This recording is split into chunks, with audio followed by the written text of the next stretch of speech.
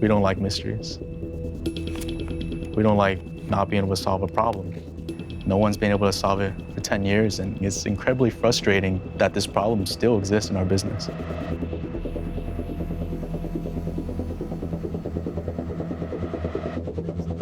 It causes us a lot of headache. It makes you want to pull your hair out sometimes. Everybody's on edge because we got 12,000 barrels of oil deferred a day. Maybe the day before it was at zero. Millions and millions of dollars that are being left on the table.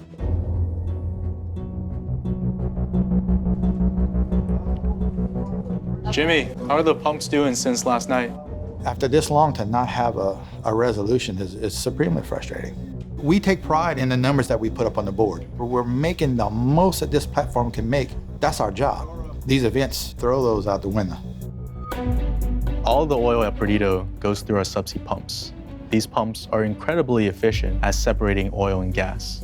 Sometimes, without any warning, they lose that ability, and it causes us massive problems. I've been in the seat next to Jimmy, next to Ben, during one of these events. I want to clamp it at that level and be maxed out. To be able to react in the moment and prevent the entire platform from going down, this is so frustrating, guys. It's insanely difficult, highly stressful. Some of us in operations and our engineering support staff have ideas as to what's causing these incidents. A lot of people spent significant time and effort, trying to figure this out. So they get pretty attached to the solution that they came up with. I've been doing this for about 25 years. You're not going to convince me this is anything other than chemical, ever. Shane told me that he has a team of data scientists who would be willing to take on our project, help process the heaps of data, and be able to convert that into a mechanism that could give us warning when this issue is about to happen. Let the numbers tell us, get all the feelings out of it, and let statistics tell us what the problem is. I was optimistic but skeptical at the same time. People said digitalization is just not for the oil and gas industry. So Greg, a lot of times we think that digital is going to come solve all of our problems, but ends up taking time, money, with no results. That was where I was, on the fence. Could we get this done? Maybe, but it wasn't going to be easy.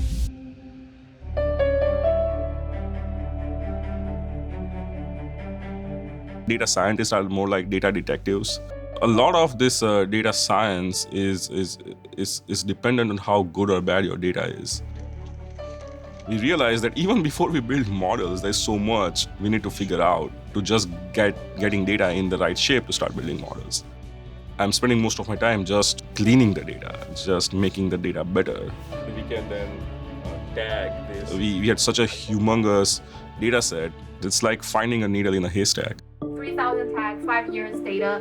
It's too much for the computer to process. Is there any way we could reduce the number of tags? I want to know how that's going to affect the overall accuracy of our model.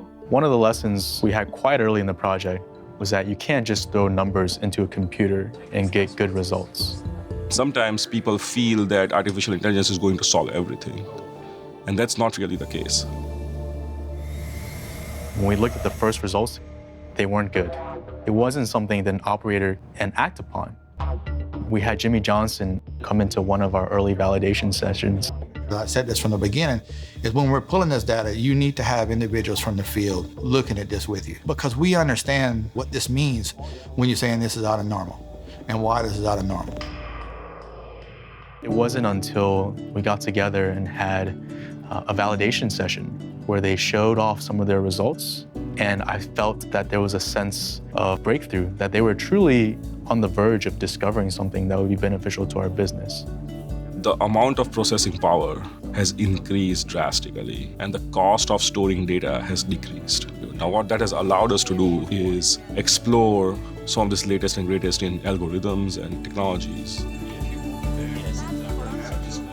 We had some early wins, some early successes. Yeah, that's true. Wow, that's really good. That's actually really good. And it seemed like the progress plateaued.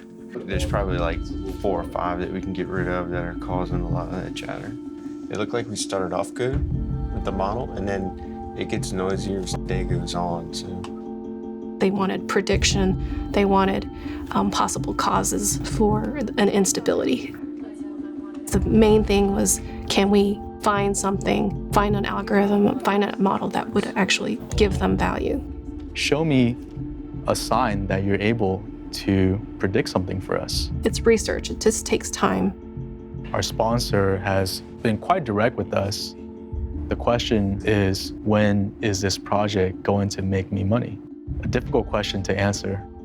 There were times where I considered maybe that we should stop. And at that moment, it didn't feel like we were progressing.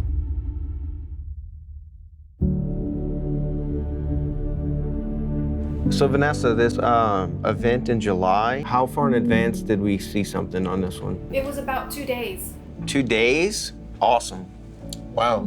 Is it something we could work with? This is something that we can work with. They showed us that day that in about 70% of the cases, the program that they have built was able to pick up some sort of pre-warning that an anomaly was going to occur.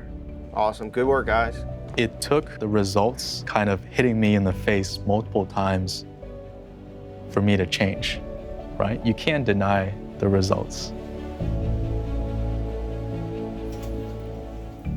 The craftsman, the tradesman in me says, nobody's gonna know this machine better than myself. The realism of that is, that's not always true. It just takes the right group of people to look at it in a way that hasn't been looked at before, because those ways didn't find anything. Shell has a lot of data. Inside that data is answers to questions we don't know we have as of yet. I think our operators, their greatest value comes in being the caretakers of the knowledge that our industry has built over the years. I would like to see operators freed up to do other things like developing products, training machine learning models. And you know what? I think I'm filled with quite a lot of hope to maybe solve this problem that's plaguing us for years. This problem is just the beginning. What we produce here at Perdido could be replicated as stones, could be replicated overseas. We're sitting on this boundless trove of data that we produce and generate each and every day.